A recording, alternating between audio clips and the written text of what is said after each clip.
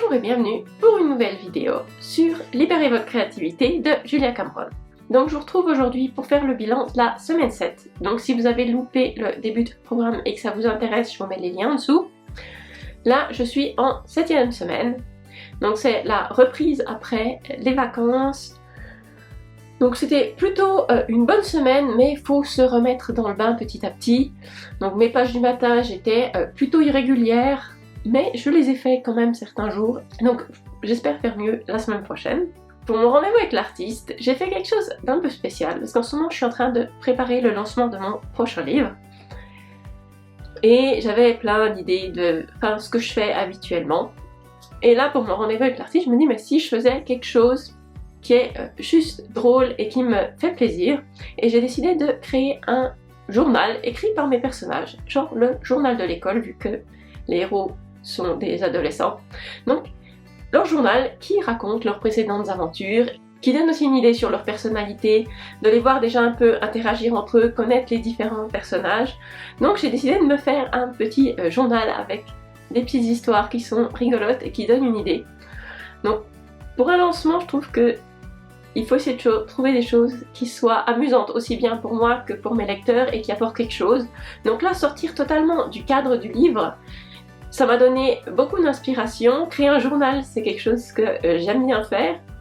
Donc vous verrez dans quelques semaines quand il sortira ce fameux journal ce que ça donne, mais ça m'a permis d'ouvrir des portes et pas rester dans les choses traditionnelles. Alors il y aura bien sûr une bande-annonce et les trucs habituels qu'on s'attend pour un lancement, mais faire des petites choses qui sont un peu rigolotes et qui sortent du cadre, c'est un exercice que j'ai trouvé très bien et qui m'a été inspiré justement par ce rendez-vous avec l'artiste. Je suis plutôt contente du résultat et les premiers bêta lecteurs qui ont eu l'occasion de le lire étaient contents aussi. Donc je pense que ça a amené un peu de créativité là où j'en avais besoin, en plus de rendre une tâche qui peut des fois être un petit peu longue et barbante, amusante. Donc le chapitre parlait aussi beaucoup de prise de risque et oser montrer son travail et décider à un moment que le projet est fini. Donc ça m'a fait beaucoup réfléchir à mon roman que je suis en train de terminer. Et j'ai déjà repoussé plusieurs fois le lancement pour plusieurs raisons. Mais là j'ai décidé de le sortir avant la fin du mois parce que il est prêt. Enfin, je l'ai autant avancé que je pouvais, ça fait 8 ans que je travaille dessus. Donc c'est le moment de le laisser sortir. Ça fait un peu peur quand on dit maintenant c'est bon, il est fini, il n'y a plus rien à faire. Mais toute cette réflexion là m'a poussé à me dire que il faut que j'arrête de traîner et repousser le lancement. Maintenant c'est le moment où il doit sortir. J'ai fait dessus tout ce que je devais faire. Les bêta lecteurs qui ont relu la nouvelle version sont d'accord qu'il est prêt à sortir. Donc le lancement se prépare. Donc je vous tiens au courant pour la prochaine sortie, mais c'est déjà bien avancé. Donc normalement d'ici fin septembre, il devrait sortir. Et la dernière chose que je voulais vous parler pour cette semaine, c'est le collage qu'on devait faire comme un des exercices.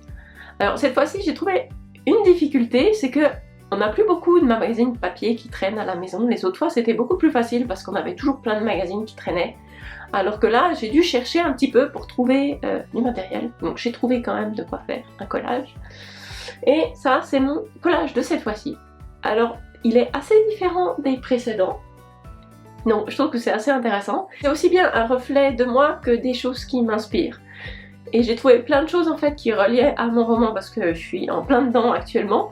Donc le collage est un peu plus spécifique que les autres fois. Donc j'aime beaucoup le rendu, donc on verra. Je vais garder ça à côté de moi quand je travaille. Et je verrai si ça m'inspire. Et je verrai dans quelques mois si je peux en faire un autre parce qu'il ne correspond plus à mon état d'esprit actuel.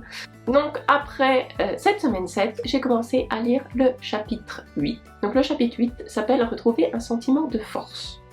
Donc la première partie parle de survivre toutes nos pertes artistiques et comme quand on a un projet qui n'a pas abouti ou qui a été critiqué, on essaye d'enfouir notre échec et on garde ça comme une perte avec nous qui va nous créer des blocages. Donc il y a plusieurs exercices pour arriver à débloquer ces blocages, des fois où on a jugé notre travail de façon injuste, ou les projets qui ont juste pas abouti parce que ça s'est pas fait comme ça et qu'on porte en nous, ou toutes nos œuvres qui n'ont pas eu le succès qu'on aurait espéré pour elles, pour diverses raisons. Il faut pas garder ça comme des échecs, il faut apprendre à surmonter les pertes. Il faut partir du principe que nos pertes artistiques peuvent aussi nous apporter des choses et il faut pas juste les cacher sous le tapis parce que sinon on va les traîner avec nous tout le temps plutôt que de les utiliser pour rebondir sur autre chose.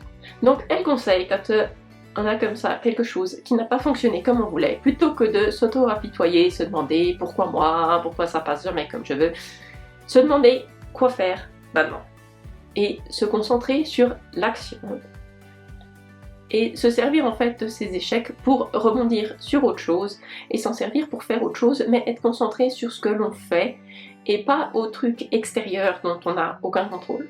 Donc on peut toujours faire quelque chose et chercher une solution pour aboutir le prochain projet ou que le suivant se passe différemment ou même reprendre celui-ci et faire autre chose avec.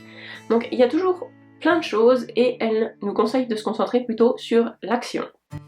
Donc une des choses qu'elle nous dit aussi, c'est que dans les projets artistiques, il faut apprendre à profiter du processus et se concentrer plus sur le processus que sur le but final, parce que le but final des fois paraît énorme et inatteignable, alors que se concentrer sur ce qu'on va faire chaque jour nous permet de grandir d'ici la fin. Genre par exemple si vous voulez écrire un roman, se dire je vais écrire un roman, c'est une tâche qui est énorme, qui prend du temps. Alors que si votre objectif c'est juste d'écrire 2 pages par jour, 2 pages par jour, c'est beaucoup plus facile. C'est en fait le principe du NaNoWriMo qui va se passer nouveau en novembre. Le but c'est d'avoir écrit un roman en 1 mois. Dit comme ça, ça paraît totalement énorme. Mais quand finalement on se dit je dois écrire 1600 mots par jour, c'est plus si difficile que ça et la majorité des gens en sont tout à fait capables en une demi-heure, 1 heure d'atteindre ce quota-là. Donc finalement, si on se concentre sur les petits pas à faire qui sont des tâches atteignables, et qu'on profite de ce processus, ça, on grandit beaucoup plus que si on est bloqué sur un énorme but et qu'on n'arrive pas à se lancer. Donc ça c'est toute la réflexion du chapitre. Donc cette semaine je vais de nouveau suivre le processus créatif, faire les exercices et essayer de trouver quelles sont les prochaines choses à faire et pas forcément réfléchir à la finalité de chaque chose que je suis en train de faire. Donc je vous souhaite une bonne semaine et je vous retrouve la semaine prochaine.